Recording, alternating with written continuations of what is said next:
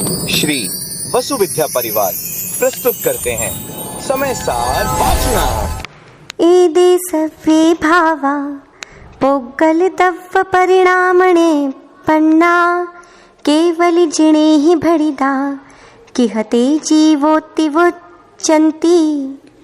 ये पूर्वोक्त अध्यवसानादिक समस्त भाव पुद्गल द्रव्य कर्म के परिणाम से उत्पन्न हुए हैं। इस प्रकार केवली जिनेन्द्र भगवान ने कहा है वे जीव हैं। ऐसा किस प्रकार कहा जा सकता है? ओम नमः सिद्धेभ्यः। ओम नमः सिद्धेभ्यः। ओम नमः सिद्धेभ्यः। ओम नमः सिद्धेभ्यः। जय बोलिए त्रिकालवर्ती त्रैलोक पूज्य विश्वाराध्य पंच परमेष्ठी भगवान की जय। अनंतानंत सिद्ध परमेष्ठी भगवान की जय।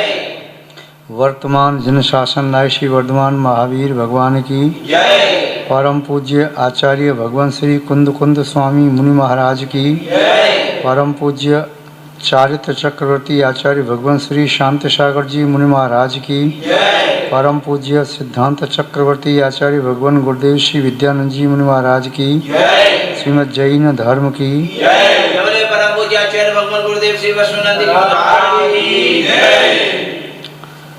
जैनम जयतु शासनम जैनम जयतु शासनम विश्व कल्याणकारकम। विश्व कल्याणकारकम। उपस्थित धर्म स्नेही सत श्रद्धालु भव्यवर पुंडरीक पुण्यात्मा महानुभाव आचार्य भगवान कुंद स्वामी द्वारा विरचित समयसार ग्रंथ के द्वितीय अधिकार की यहाँ वाचना चल रही है। द्वितीय अधिकार में आचार्य महोदय बता रहे हैं अजीव के संबंध में। प्रथम अधिकार जीवाधिकार था, अजीवाधिकार। प्रारंभ की 5 गाथाओं में अन्य मतावलंबी आत्मा के बारे में अपनी क्या धारणा रखते हैं, आत्मा के संबंध में उनकी क्या मान्यता है, इस संबंध में आचार्य महोदय ने अत्यंत सरल शब्दों में व्याख्यान दिया। कोई अध्यवसान को आत्मा मानते हैं, कोई कर्म को आत्मा मानते हैं, कोई कर्मयुक्त आत्मा को आत्मा मानते हैं, कोई बंध को आत्मा मानते हैं, कोई नो कर्म को आत्मा मानते हैं, कोई रागद्वेष आदि विकारी भावों को आत्मा मानते हैं। अलग अलग प्रकार की सबकी मान्यता है। उस संबंध में आचार्य महोदय कह रहे हैं ये सब अवस्थाएं जीव की नहीं है। यदि इन सब अवस्थाओं को जीव की मान लेंगे तब फिर सिद्धों में भी ये सब अवस्थाएं माननी पड़ेंगी। किंतु सिद्ध तो इन सब से रहित हैं और जीव भी हैं। ऐसा नहीं कह सकते कि भी जीव नहीं है। यहाँ पर जीव की शुद्ध दशा के बारे में बता रहे हैं। यद्यपि जीव अशुद्ध भी होता है किंतु अशुद्धि जीव का स्वाभाविक गुण नहीं है, स्वभाव नहीं है। और कुछ मतावलंबी उस जीव की विकृति को जीव मान लेते हैं, जीव के संयोगी भाव को जीव मान लेते हैं। जैसे कोई व्यक्ति उष्ण जल की उष्णता को जल मान ले, जैसे कोई व्यक्ति जल की दुर्गंधी को जल मान ले, जैसे कोई व्यक्ति जमे हुए जल को जो बर्फ हो गई उसे जल मान ले, जैसे कोई व्यक्ति बहते हुए जल को ही जल मान ले, जैसे कोई व्यक्ति गंदे जल को जल मान ले, जैसे कोई व्यक्ति लहर में उठते हुए जल को जल माने या डूबती हुई लहर को जल माने, जैसे कोई व्यक्ति केवल बरसते पानी को ही जल माने। तो जैसे उसकी वह दृष्टि एकांत दृष्टि है, सम्यक नहीं है, उसी प्रकार आत्मा के संबंध में, जीव के संबंध में जो नाना मतावलंबियों की दृष्टि, धारणा व मान्यता है वह भी सम्यक नहीं है। आचार्य महोदय गाथा नंबर 44 के माध्यम से कह रही हैं कि 5 गाथाओं में जो जीव की विकृति, जिसको जीव माना था अन्य मतावलंबी महान भावों ने, उनके संबंध में कह रहे हैं वह जीव नहीं तो फिर क्या है, बताते हैं। ईदि सवे भावा पोगल दब्ब परिणामणे पन्ना केवल जिणीय भड़िदा कहते जीवोत्युच्चन्ति। ईदि सवे भावा, इन 5 गाथाओं में जिन भावों की चर्चा की, पोगल दब्ब परिणाम निपन्ना, वे सभी भाव पुद्गल द्रव्य के परिणाम हैं, पुद्गल द्रव्य के निमित्त से निष्पन्न होने वाले हैं। वे शुद्ध जीव नहीं हैं। शुद्ध जीव उस पुद्गल से, पुद्गल के संयोग से होने वाली जीव की परिणति से, जीव के विकारी भावों से वह शुद्ध जीव रहित है। तो ये सभी परिणाम होते हैं जीव में, पुद्गल के निमित्त से होते हैं, किंतु शुद्ध जीव में पुद्गल के निमित्त का कुछ प्रभाव नहीं पड़ता। शुद्ध परमेष्टि इस लोक में ही रहते हैं, आलोकाकाश में नहीं रहते। तनुवात वलय में वो परम सीमा पर रहते हैं।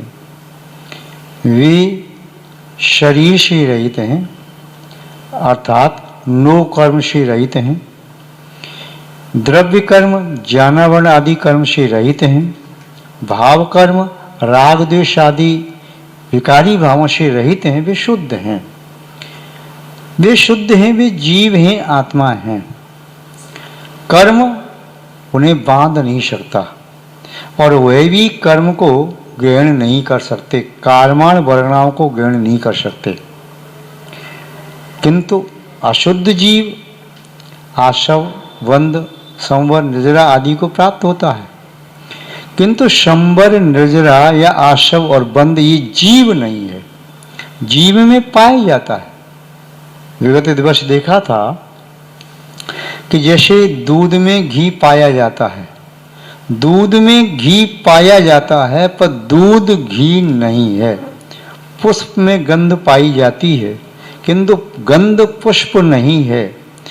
इक्षुदंड में मिठास पाई जाती है किंतु अकेली मिठास ही इक्षुदंड नहीं है, उसमें 4 गुण हैं।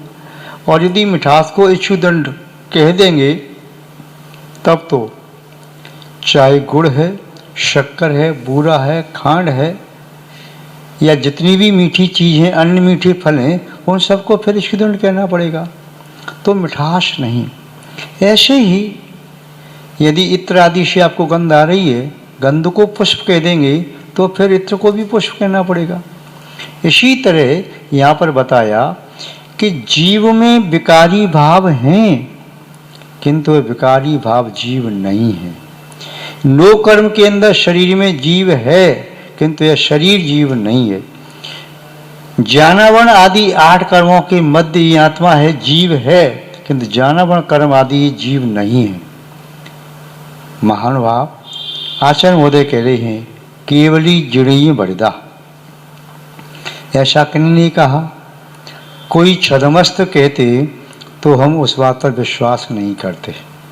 छदमस्त है, छायुष में ज्ञान है और कहीं भूल हो सकती है, किंतु ये बात केवली भगवान ने कही।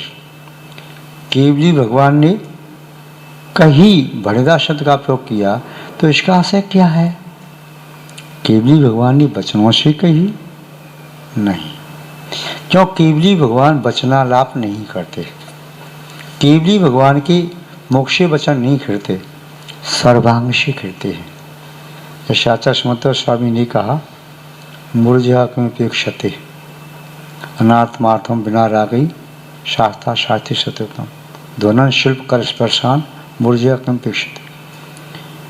वादक, मृदंग वादक जो है थाप देता है ढोलक पर तो आवाज़ सर्वांग से निकलती है, कहीं किसी छेद में से जगह से नहीं। ऐसे ही तीर्थंकर की केवली की द्विध्वनि सर्वांग से करती है। फिर ऐसा क्यों कहा कि भड़िदा, ऐसा क्यों कहा कि भगवान की वाणी हमने सुनी? इसलिए कहा जब सुनी तब श्रुत रूप सुनी, जब खिरी तब केवल ज्ञान रूप खिरी। अब केवल ज्ञान रूप जो खिरी उसे ग्रहण नहीं कर सकते, किंतु श्रुत रूप जो प्राप्त हुई उसे ग्रहण करके किया जा सकता है। केवली की विशुद्ध वर्णनाएं सर्वांग से जो निश्चित हो रही हैं, वे विशुद्ध वर्णनाएं भव्य जीवों को आनंद देने वाली हैं। वे भव्य वर्णनाएं जीवों के संदेह, विभ्रम, संशय का निराकरण करने वाली है। वे विशुद्ध वर्णनाएं जीवन के जो जीवन विद्यमान हैं उनके मिथ्यात्व आदि का उदय नहीं होने देंगे। कुछ क्षय संबदृष्टि क्षयोपशम वाले, उपशम वाले होंगे, वो क्षयोपशम वाले हो जाते हैं। यदि मिथ्यात्व का उदय आया तो 12 शवा से निकल के बाहर आ जाएंगे। तो केवल भगवान की जो वर्णनाएं हैं उन वर्णनाओं का बड़ा विशेष महत्व है। उन विशुद्धि से उनका शरीर भी औदारिक से परम औदारिक हो जाता है। यदि सामान्य मुनिराज हैं तो उनका शरीर परम औदारिक नहीं होता, किंतु 4 घातीय कर्मों को नष्ट करने से इतनी विशुद्धि बढ़ी। 4 घातीय कर्म पापमय थे, उनके नष्ट होने से औदारिक शरीर परम औदारिक हो गया और अनंत चतुष्टय प्रकट हो गए। अनंत दर्शन, अनंत ज्ञान, अनंत सुख, अनंत वीर। तो यहाँ केवली भगवान ने कहा, क्या कहा? पोगल दब्ब परिणाम लिपणना, ये शब्दी भावा। ये सभी भाव पुद्गल की परिणाम हैं। पुद्गल के निमित्त से जीव में उत्पन्न होते हैं, किंतु ये परिणाम जो पुद्गल से उत्पन्न हुए वे जीव नहीं है। कहते जीवा तिबुच्चन्ति, जो पुद्गल से उत्पन्न हुआ वो जीव कैसे हो सकता है? पुद्गल से उत्पन्न होने वाला जीव कैसे हो सकता है? पुद्गल की जाति भिन्न है, जीव की जाति भिन्न है। क्या आकाश द्रव्य का गुण जीव का गुण हो सकता है? क्या काल द्रव्य का गुण जीव का गुण हो सकता है? क्या धर्म द्रव्य का कोई गुण जीव का गुण हो सकता है? क्या अधर्म द्रव्य का कोई गुण जीव द्रव्य का हो सकता है? नहीं हो सकता। ऐसे ही पुद्गल का परिणमन भी जीव नहीं हो सकता, वह पृथक है। आचार्य महोदय कह रहे हैं, जब तक पुद्गल और जीव का दोनों का भेद नहीं समझेंगे, जब तक आत्मा अनात्मा को अलग अलग नहीं समझेंगे, तब तक भ्रम बुद्धि से आत्मा को पकड़ने की जगह पुद्गल को पकड़ लो। भ्रम बुद्धि से आप जिसे छोड़ना चाहते थे वही पकड़ में आ गया। संसारी प्राणी सुख चाहता है, किंतु वह सुख पकड़ने की जगह दुख पकड़ लेता है। क्यों? क्योंकि पुद्गल से उत्पन्न होने वाला जो भी है वह दुख है। पुद्गल के माध्यम से आत्मा को दुख प्राप्त हो सकता है। पुद्गल कौन सा? मोहनीय कर्म के उद्देश्य से दुख मिला। फिर सुख उस मोहनीय कर्म के नष्ट होने से, मोहनीय कर्म दुख का कारण है, दुख के नष्ट होने से सुख आत्मा में प्रकट होता है। ज्ञान बाहर से नहीं मिलता। ज्ञानावरणीय कर्म के नष्ट होने से आत्मा में अनंत ज्ञान प्रकट हो जाता है। दर्शन बाहर से नहीं मिलता। आत्मा में विद्यमान दर्शन नाम का गुण है। दर्शनावरणीय कर्म के नष्ट होने से अनंत दर्शन गुण प्रकट हो जाता है। शक्ति बाहर से नहीं लेनी, किंतु अंतराय कर्म के नष्ट होने से अनंत शक्ति स्वतः प्रकट होती है। जब तक बाहर से हम ज्ञान प्राप्त कर रहे हैं वह क्षयवशम ज्ञान, शब्द ज्ञान हमारा स्वाभाविक ज्ञान नहीं है। जब तक बाहर बाह्य पदार्थों के माध्यम से चक्षु इंद्रिय से या जो उपनीत चश्मा आदि के माध्यम से किसी वस्तु को देख रहे, यह भी हमारा स्वाभाविक दर्शन नहीं है। यदि कुछ गरिष्ठ पदार्थों का सेवन करके शरीर में जो शक्ति प्राप्त हो रही है वह शरीर की शक्ति हमारी स्वाभाविक शक्ति नहीं है। यदि पंचेंद्रिय के विषयों का सेवन करके जैसे आप सुख समझ रही हैं वह सुखाभास है, वह स्वाभाविक सुख नहीं है। ये वैभाविक परिणति है, पुद्गल के निमित्त से है। और जो पुद्गल के निमित्त से प्राप्त हो रही है वो आत्मा का शुद्ध गुण कैसे हो सकता है? जो एक द्रव्य का गुण दूसरे द्रव्य में नहीं होता, एक पुद्गल की पर्याय दूसरे पुद्गल पर्याय में नहीं होती, एक पुद्गल का स्पर्श रस गंध वर्ण दूसरे में नहीं आता, अत्यंत अभाव है, अलग अलग हैं दोनों। तो फिर जीव की जाति अलग है, पुद्गल की जाति अलग है। पुद्गल से उत्पन्न होने वाली पर्याय, पुद्गल से निष्पन्न होने वाले ये भाव, ये जीव कैसे हो सकते हैं? आचार्य महोदय कह रहे हैं इस जीव और अजीव के भेद को समझना बहुत आवश्यक है। जब तक जीव और अजीव में अंतर नहीं आता तब तक वह संभवदृष्टि अंतरात्मा नहीं बन पाता।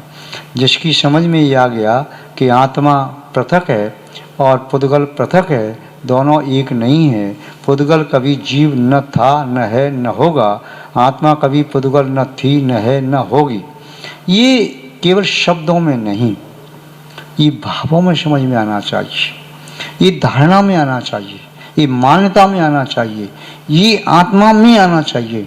और इस धारणा मान्यता का नाम है श्रद्धा है, सम्यक दर्शन है। और जब तक ये धारणा नहीं बनी तो चाहे कितना भी शब्द ज्ञान इकट्ठा कर लिया जाए, वह शब्द ज्ञान सुगति का कारण नहीं है। चाहे कितने भी पुद्गल के ढेर इकट्ठे कर लिए जाए, उस पुद्गल के ढेर में आत्मा का स्वभाव नहीं है। चाहे कितनी भी नेत्र की ज्योति बढ़ाने वाले पदार्थों का सेवन किया जाए, किंतु वह दर्शन स्वाभाविक नहीं है। न वह शक्ति स्वाभाविक है, न दर्शन स्वाभाविक है, न ज्ञान स्वाभाविक है, और न ही सुख स्वाभाविक है, वैभाविक प्रणति है।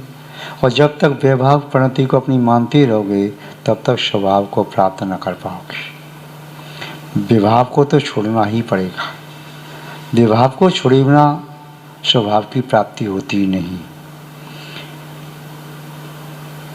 अजीव को छोड़ा पूरी तरह से तो जीव की प्राप्ति हो गई पूरी तरह से। सिद्धों ने अजीव को पूरी तरह से छोड़ दिया, इसलिए सिद्धों ने अपने स्वरूप को पूरी तरह से प्राप्त कर लिया।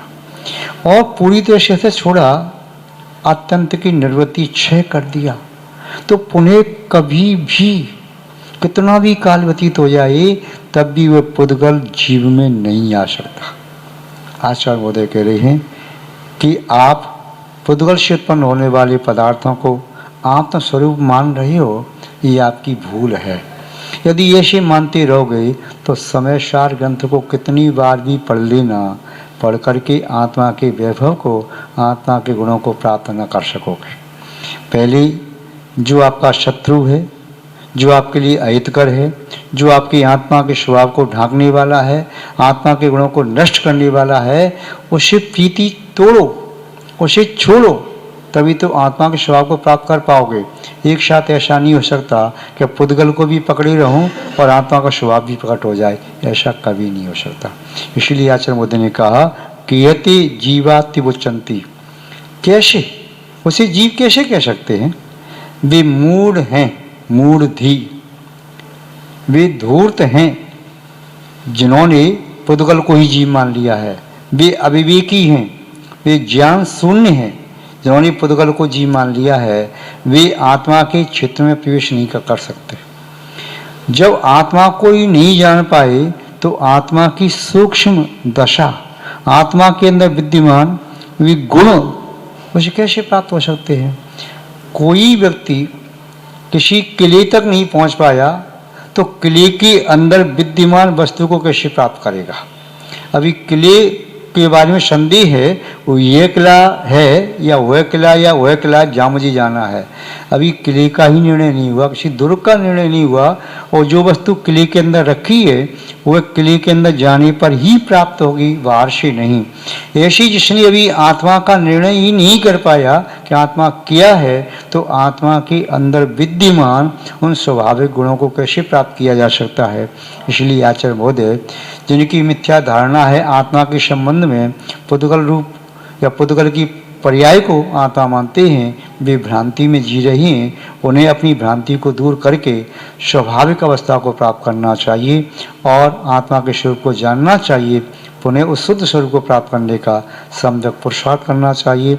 सम्यक दर्शन, सम्यक ज्ञान, सम्यक चारित्र, इन तीनों के माध्यम से ही आत्मा के गुणों को प्राप्त करने का सम्यक पुरुषार्थ संभव है। इसके बिना त्रैकाल असंभव है। इसलिए आप सभी अपने स्वभाव को प्राप्त करने के लिए अग्रसर हों। इन्हीं सद्भावनाओं के साथ शब्द श्रृंखला को विराम देते हैं। आज बस इतना ही पर्याप्त है। जय बोलिए श्री शांतनाथ भगवान की, परम पूज्य आचार्य गुरुदेव श्री विद्यानंद जी मुनि महाराज की, श्रीमद् जैन धर्म की।